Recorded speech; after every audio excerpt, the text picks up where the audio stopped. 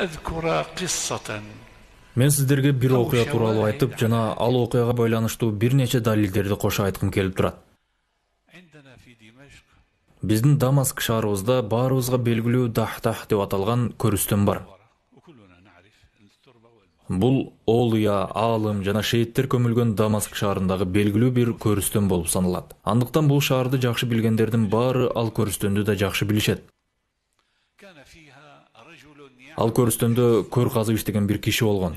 Тагыраак айтканда, көр казып, ага маркумдун сөөгүн жайгаштырып иштеген киши болгон.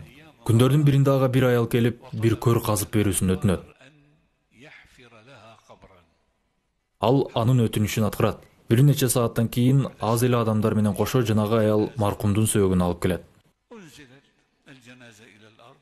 Өлгөн кишинин жансыз денеси жаткан табытты жерге коюп, андан өлүктү алып кабырдын ичинде турган көр казып иштеген кишиге беришет. Ал жансыз денени колуна алып кабырга жайгаштырайын деген кезде кабыр бейиш бакчаларына айланып кеткенин көрөт. يفتح القبر ويصبح روضة من رياض الجنة. أنا أقول هذه حادثة. Мен чынымды айтып жатам. Бул жомок эмес. Бул чындап болгон окуя. أغمي على الرجل. Жанагы көр казып иштеген киши эс учун жоготуп жыгылат да, эки атчан периште келип өлүктү өздөрү менен кошо алып кеткенин көрөт. Ал эс учун жоготуп койгондуктан болгон окуяны өзү гана көрөт.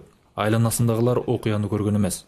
رشوا عليه ماء وسحبوا طالعوا من القبر. Ал жердеги адамдар аны бетине суу чачып, өзүнө келтирип, кабырдан алып чыгышат. Алып чыгышкан кезде көр казып берүүнү өтүнгөн аял ал жерден кеткен болот. Адамдар андан эмне болгонун сурайт. Ал көр казган киши көргөндөрүн айтып берет. Адамдар балким сага ошондой сезилгендир деп ишенбей кетип калышат. جاءت المرأة مرة ثانية بعد شهور. Арадан бир нече айлар өткөндөн кийин баягы аял дагы келип, андан дагы бир көр казып берүүсүн өтүнөт. Өлүктүн жансыз денесин алып келгенде көр казган адам кабырга жайгаштырып жатып, мурда көбү болгон окуяга дагы кабылат. Анын көз алдында кабыр кайрадан бейиш бакчаларына айланат. Кайрадан эки атчан периште келип, өлгөн адамды өздөрү менен кошо алып кетишет. Бул ирет ал эс учун жоготпостон түз эле жанагы аялга барып, "Сен кимсиң? Кайдан келген? Кандай адамсың?" деп сурайт. Анда ал аял, "Мени бале басты. Бул өлгөн адам менин уулум болот. Бир нече ай мурда менин дагы бир уулум кайтыш болгон эле" деп ыйлап жиберет. "Демек, мурда да алып келген сенин уулуң болгон экен да" дейт. Аял, "Ооба, менин уулум болчу. Эмнеге сурап калдың? Эмне болду?" деп сурайт. Анда көр казып иштеген адам, "Аллага ант ичип айтам, мен уулуңузду кабырга коерумда анын кабыры бейиштин бир бакчаларына айланганын көрдүм. Жана ошол эле көрүнүштү экинчи уулуңузду коюп жатканда да көрдүм. Сиздин уулдарыңыз Алла Таала аларга ушунчалык сый бергидей мынчалык эмне иш кылган эле? Мынчалык керемет болуусуна эмне себеп болду экен?" деп сурайт. هذا الأمر وكان لهم هذه الكرامة العظيمة.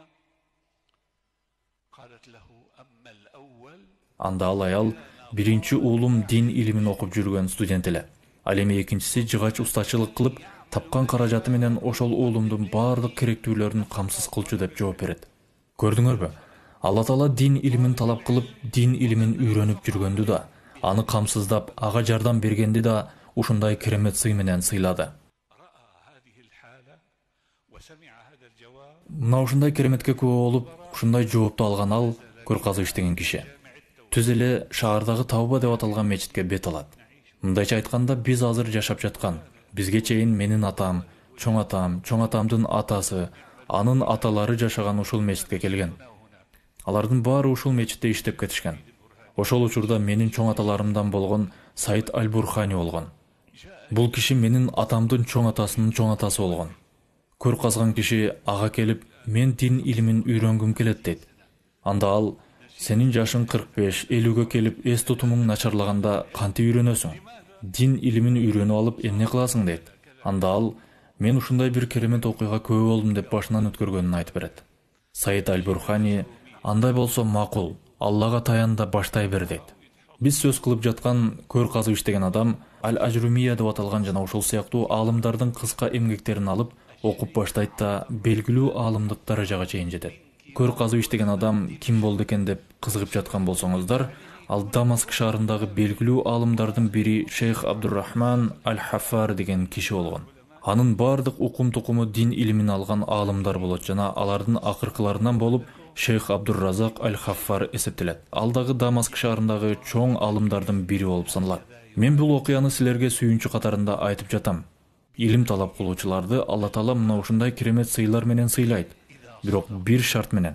Илим алуучу адам ал илимди диплом алуу үчүн эмес, аны бул белгилүү аалым деп айтуусу үчүн эмес, же бир айлык акы алуу үчүн эмес, чын ыкластан Алла ыраазычылыгы үчүн алуусу керек. Биз атаган дүйнөдөгү сыйлыктар негизги максат болбош керек. Негизги максат Алла Тааланын оку деген өкүмүн аткаруу болуусу керек.